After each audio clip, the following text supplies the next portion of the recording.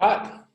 So this is my rest and digest workshop, rest and digest a guide to better living. So what we're going to cover today is basically some of the basic topics, and then by having an understanding of how our body works in those kind of fundamental states, it actually gives you more control over your own life and yeah, how to manage it better and how to get more out of yourself. So we're going to cover what is fight or flight state. We're going to cover what is rest and digest. Yeah, people say it a lot. And we're going to cover how they affect your body and why we care about them. We also need to cover what actual stress is and how we can use these natural and normal body responses to our advantage to help us perform better. And then lastly, we're going to actually take some practical steps that you can use to manage your own health, like pretty much from today. So let's get into it. So fight or flight, or actually freeze is the other one, is essentially your body's natural response to imminent danger or stress. So if you're in immediate danger, it is what it does to get you ready to fight, to flight, or sometimes even freeze. Like, you know, when a bear comes at you, you're meant to play dead. So that's another natural part of that. You have so much adrenaline, you just can't act, and that's your body trying to keep you safe. So when that happens, your heart rate goes up, your blood pressure goes up, there's an increased blood flow to the skeletal muscle, you know, the heart and the other vital organs. So, for example, your brain. You have increased breathing, so you breathe faster, and you also have bronchial dilation. So that's the little vessels, air vessels that go into your lungs. So they actually open up, so you can get more air in there. You have an increased alertness, which is pretty cool. You know, so that includes height, hearing, and the other senses actually become sharper. You're more sensitive to touch and a few other things. Your body also releases blood sugar, glucose, and fats from temporary storage sites in the body. Yeah, and these nutrients flood the bloodstream to supply energy. So essentially, your body hits the gas and dumps all the good stuff that it has on hand into your bloodstream, so you're ready to go. And in the short term, that is absolutely amazing. Yeah, it gets you ready to face anything the world throws at you, and that's why in the heat of the moment, you know, you hear stories about people lifting cars off people and just doing superhuman things. That's that response, and that it's essential. It's keeps you alive, helps you perform better. It's really, really positive. But there is a downside, and the downside is, in order to get this extra alertness and increased kind of function, it actually slows down or stops all other non-essential body functions. So things like digestion, cell repair and cell growth, and over a little period of time, your blood sugar levels actually drop, because remember, it pumps it into your system so that you can use it. Your body then uses that.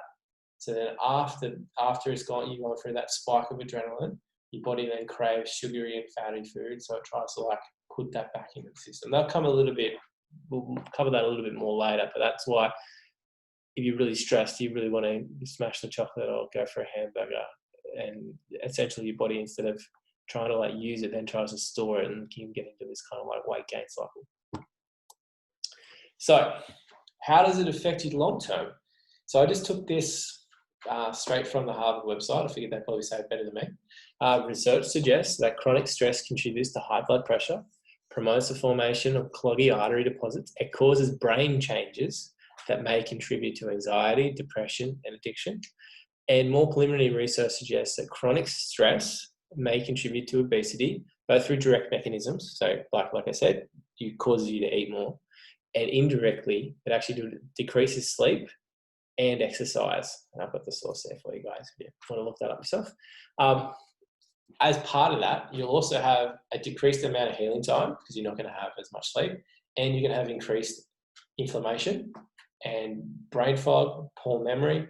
In essence, staying in that state long term, although it was really good in the short term, actually ends up doing almost the complete opposite. So you end up tired, your senses are more foggy, you don't feel good, you don't feel strong, you feel weak. So let's remember that.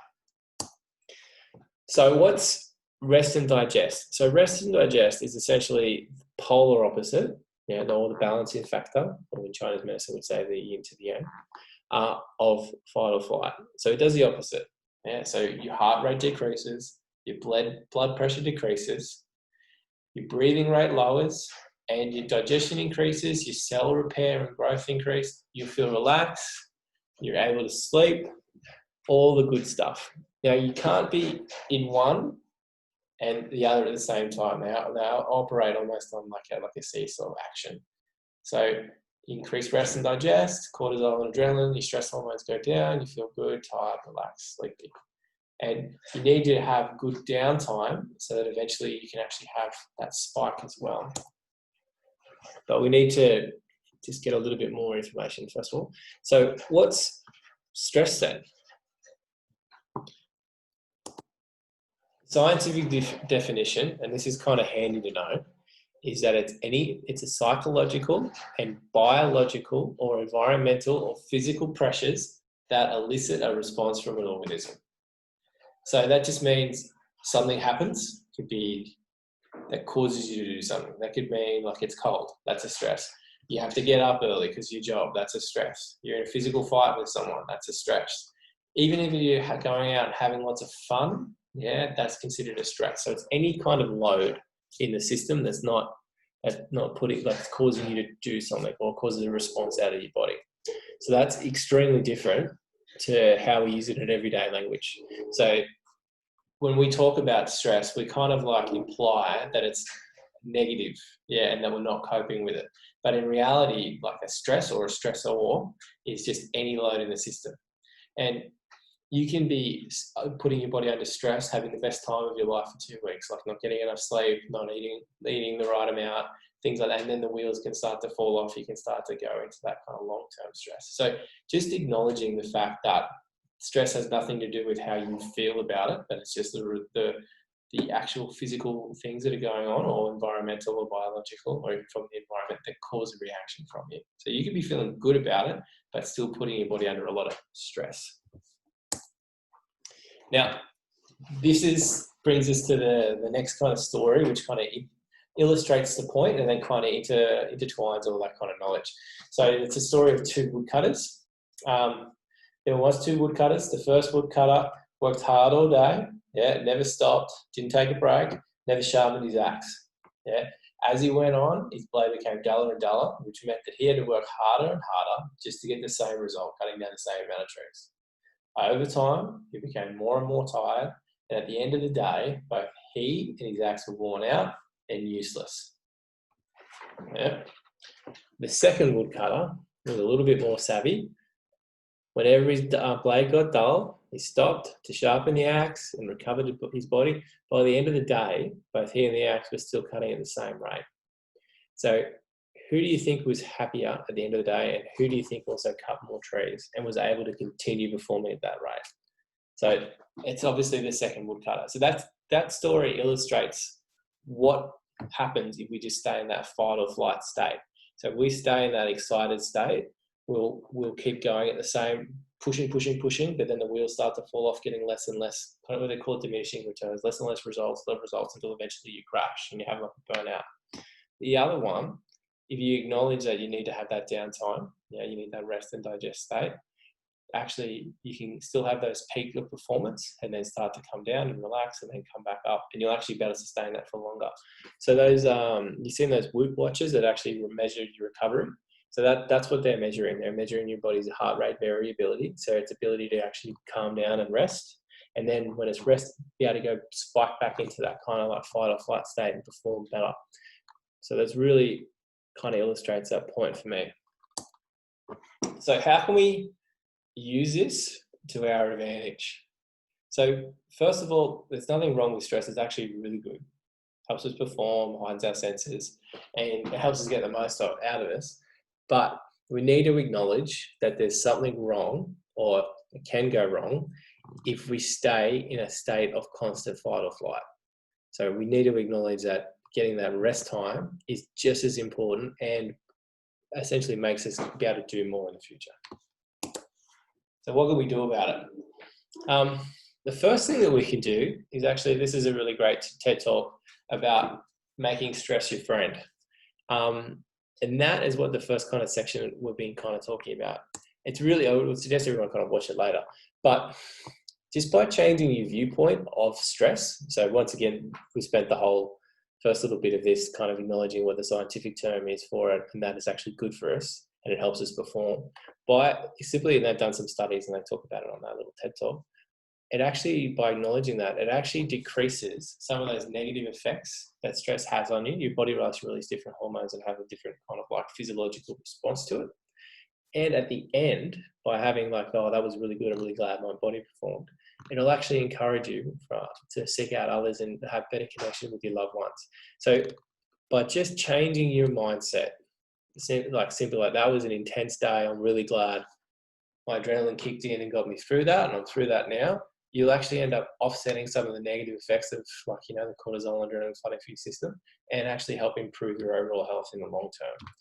So that's something that we can do right now. Is in the future when you get like an adrenaline spike, instead of going, oh no, I'm really stressed, it's really bad, or if you just go, that was really good to help me get me through that, and now I need to kind of relax. Yeah, just like the two woodcutters. It actually kind of changes how your body responds. So that's something you can do from today. The next thing is we need to know how we can fall into that rest and digest state. So there's quite a few interesting ways that we can do it. So, and that works on the polar opposite of what actual like stress state does. So stress causes us to go into fight or flight. And one of those main things in fight or flight is the increased breathing rate. Now we actually have control over how fast we breathe. So you can, just by simply slowing down your breath in a stress response or a stressful state, or when you're trying to relax, it'll actually take your body from that fight or flight state into that rest and digest state. So the classic example of that is people that will hyperventilate. You know, the movies back in the 80s where people would like hyperventilate on planes and they'd give them a little bag to breathe in. That had nothing to do with the amount of oxygen. It actually had to do with them seeing how fast they were breathing, and then they could use the bag to start to slow down their breathing. As their breathing started to slow down, the amount of stress hormones in their system started to come down, and they actually started to relax and improve. So we've already got one where we simply change our mindset of, I'm really glad I've got this adrenaline for me right now. I'm going to be able to move faster, think clearer, get things done. And then when the stressful time, or when you want to kind of start to relax, by simply acknowledging and knowing that you're in control of your breath, and if you start breathing a little bit slower and deeper, you're already going to start calming yourself down. You've already got two super good ways. The next one, and this is another great TED talk, is about how your body language how you hold your body can actually shape some of those stress hormones in your system. And in that kind of TED talk, she talks about how just simply getting people to stand up tall with their back straight actually increase like feel-good hormones and reduce some of those stress hormones. So we can also use that to our advantage. So coming back to the fight or flight response, the stress response, it'll make your head and shoulders, neck and shoulders tighten up. You'll clench your teeth, you'll ball your fists, you'll be ready to go. You know, that's what it's telling us to do, protect our throat, be ready to go. By simply doing the opposite of that, standing tall, shoulders back, opening up the hands, and then breathing a little bit slower and thinking about it as a positive kind of thing, your body will actually start to naturally lower those stress hormones, and you'll start to go more into that rest and digest state. So that's really, really handy, super practical, and can be done like from today.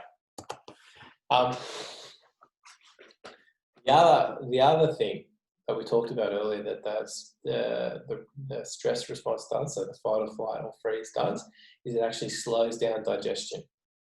So we can kind of, once again, take a little bit of control of that and hack that. So for example, if we know that we're going to be going for a really stressful, like low food period, we can make sure that we have regular meals. Our body's going to be telling us to skip meals because it's slowing that digestion down because it's getting you to fight. But if you're like, no, I need to have sustained downtime, you make sure that you have your 3 regular meals a day, or however you want to do it. Okay? That forces the digestion to move, and therefore, once again, forces you out of that fight or flight state and into rest and digest. If you did that, as well as opening up the body, going for a little bit of a walk and with some nice deep breaths. Yeah, just like the axe cutters, you'll be forcing yourself to have that little bit of a break. The other thing that you can do is, let's just say that you have poor digestion in general, you can actually use meditation, or some of the steps above to kind of bring you out of that fight or flight state, and it'll actually help your digestion. So the first line of defense that GPs normally recommend for IBS type symptoms is actually counseling and meditation, because once you remove some of that kind of like stress or load in the system, the digestion actually starts to work a lot better. So this is where I do my plug. So how can Chinese medicine help you have more rest and digest time, and therefore more downtime, and live better and happier? So number one, we can use Chinese medicine, acupuncture, and the herbs to actually reduce your body's pain. So pain is, once again, a stressor. It causes a response. So if you've got a sore shoulder and you can't sleep, you've got to wake up and you've got to roll over, or it's just something in your background, like a bear with a sore head, you're always a little bit alert.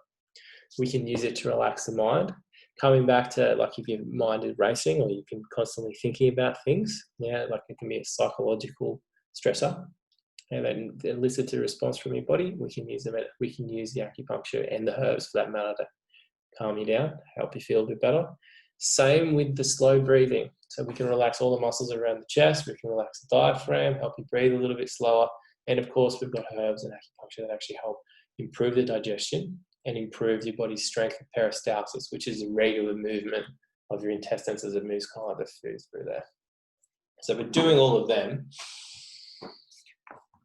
we can actually help your body get better at going into that rest and digest state, so you can have better recovery. And then when you need to perform, you have the energy there to do it. Be sure to check our website here, because we've actually gone and made a whole bunch of little acupressure videos of how you can find some points to stimulate all those other things. So reduce pain in general, relax the mind in general, open up the breathing, and improve digestion. And I'll encourage you guys to do all that yourselves later.